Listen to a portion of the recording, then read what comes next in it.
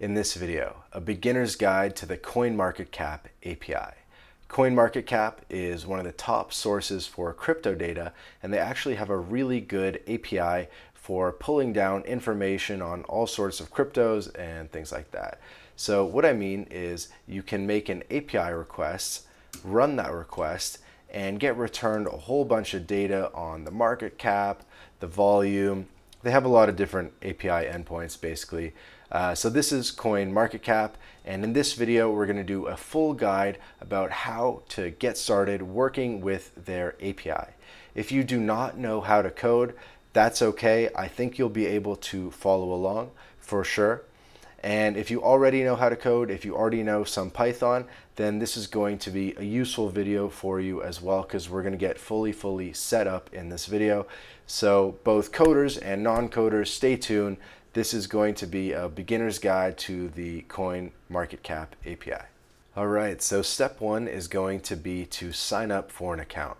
So come enter your email address and create an account, because we're going to need this in the next step. So step two is go into Google and look for the CoinMarketCap API, or just type it into your browser, coinmarketcap.com/API. And we're here because we're going to want to generate an API key. An API key is an authentication thing, and so what you're going to do is you're going to use that email and that password that you already created, right, from the account you already created in step one. And then here we're basically signing up for a developer account. So they have different plans, and the basic plan, the free plan, is going to be fully sufficient for the purposes of today's video. So just select that and create my account, and that'll get you a developer account as well as an API key that you need to copy and basically just store somewhere else. So store that API key in your notes or somewhere that you store your passwords. And then the next thing we're going to want to do for step three is we're going to start to want to take a look at the documentation. So you can just Google developer docs, or you can go to -API-documentation-v1 to start looking at the developer docs. By the way, I thought I'd mention for the non-developers out there that documentation for APIs is incredibly important.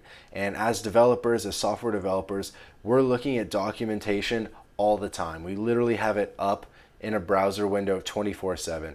So basically anytime you're looking at a new project, you're looking at someone else's code, go to the documentation, look at the docs, and in this case what we have is a quick start guide that's going to help get you up to speed and using the CoinMarketCap API in no time. So looking at the quick start guide, you can see that steps 1 and 2 we actually already accomplished. We created our developer portal account, we copied our API key, and now we can make a test API call using that key. So you'll remember that first API call that we ran in the example in the opening minute of this video. And there's a couple of things I want to note about this API request. So you'll see that there is an API key here, but this is the default one that was basically just provided as a default. And the big thing also to highlight is if you look at the URL, we're actually operating in a sandbox. So you can see here that it says Sandbox API. So it works fine. But the thing is, this is not real data. This is fake sandbox data. And if you're going to want to use real data, then you're going to have to update the URL as well as the API key. So I believe the real URL is pro-API. And then you'd also update this API key. So you'd remove that and add in your own. Awesome. So now for step 4, they call it implement your application, but let's just call it playing with the API. Let's start getting familiar with the API. So here they give you some quick start code examples.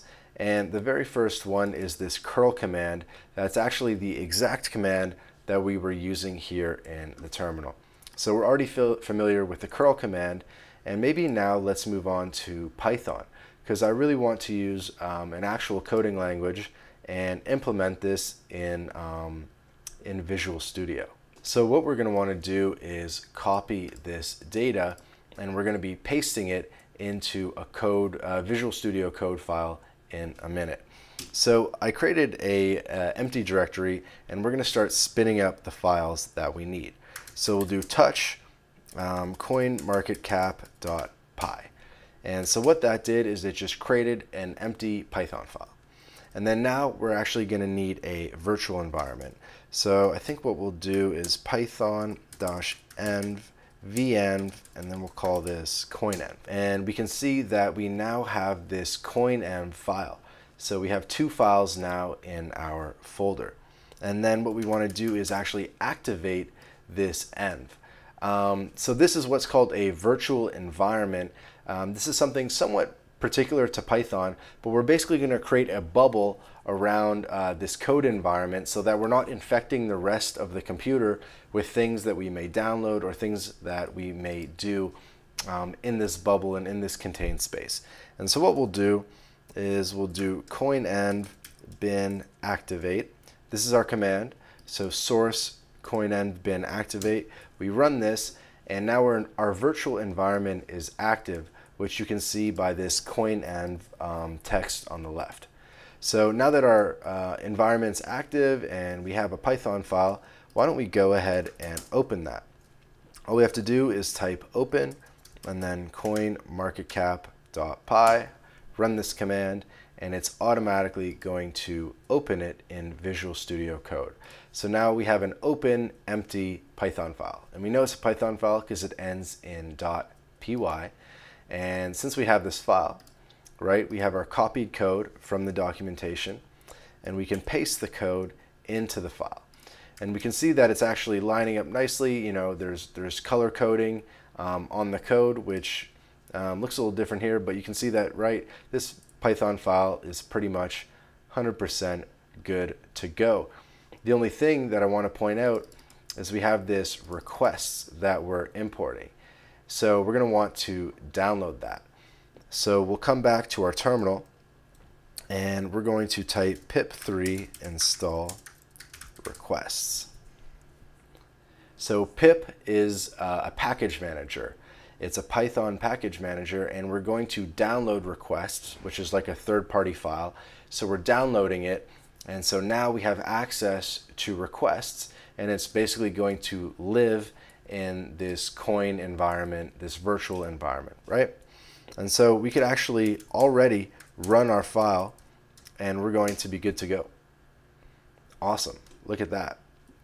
So before we get too far ahead of ourselves, let's start looking at the Python code itself and see what we're working with. Well, we have our sandbox API, right? We have a URL here. We have some parameters. We have some headers. And then we're basically running this get command. And this is doing a lot of the magic. So this is doing a get API call, a get HTTP call. And we're basically requesting from this URL for some specific data, right? We're going to get that data back, and then we're printing out that data. So all this data you're seeing here, this is the print message with all the data. And if it didn't work for some reason, it did, but if it didn't work, then we would go into this exception block and it would print the error, right? So this is basically like error, right? So this is error. And then up here in the try block, which is kind of like the success block, we could type success. And I'm actually going to comment out the data just because it is a lot of data. So we'll run it again, and we can see that we got success, right? Just so you know that it is in fact this print command, we'll run it again, and we get our success again. So actually we'll keep that up, and we'll just run this command one more time, printing out all the data we got from this API.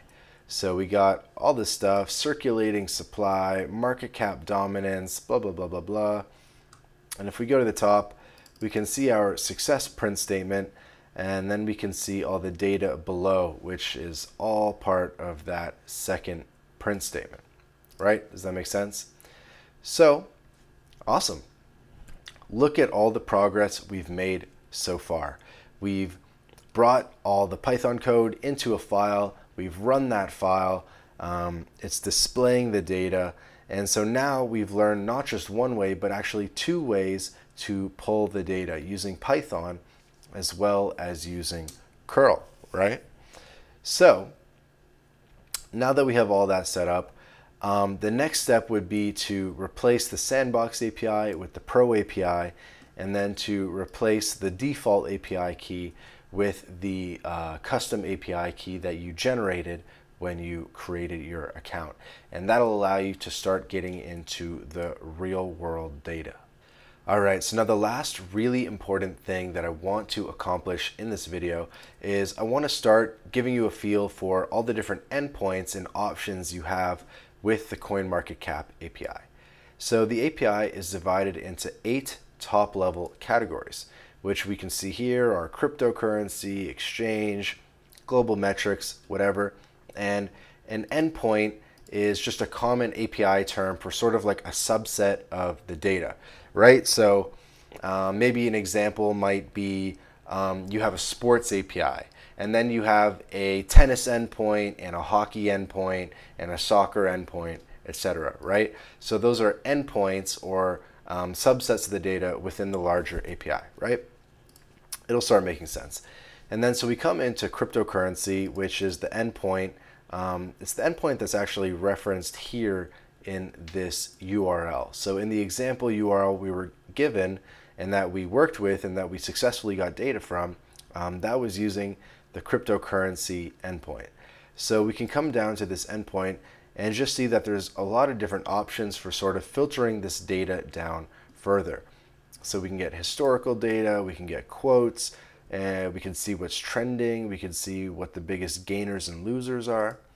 So let's do that. We'll go to trending, gainers and losers, and you can see that there's a couple different parameters that you can add on to this that are basically accepted by the endpoint.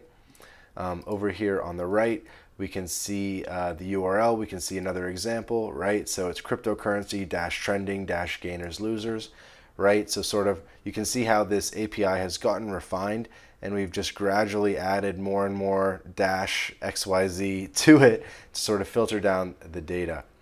And then here is an example of the data that would be returned by the API.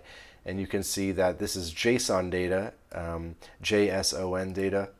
And in this JSON data, right, regarding Bitcoin, it says total supply, max supply, basically just giving you all kinds of data that you would potentially want from a particular cryptocurrency. So I hope that makes sense. I know it's a lot to take in one video. You know, we're talking about APIs, we're talking about JSON, we're talking about Python, terminals, virtual environments. So I know it was a lot to take in this video, but I hope you enjoyed this beginner guide to the CoinMarketCap API. Now you can go forth and keep trying it out, try different endpoints, get that specific data that you're looking for. But we've given you a good foundation. We've got your account set up. We've started making API requests, and hopefully whether you were an experienced developer or someone with no coding experience, hopefully you were still able to follow along, get something out of this video, and hopefully get set up and start using the really easy to use CoinMarketCap API. So if you made it this far in the video, please consider subscribing, commenting, supporting. Really appreciate it. I'm going to be creating more crypto coding content in the future. So thanks for watching. Really appreciate it, and good luck.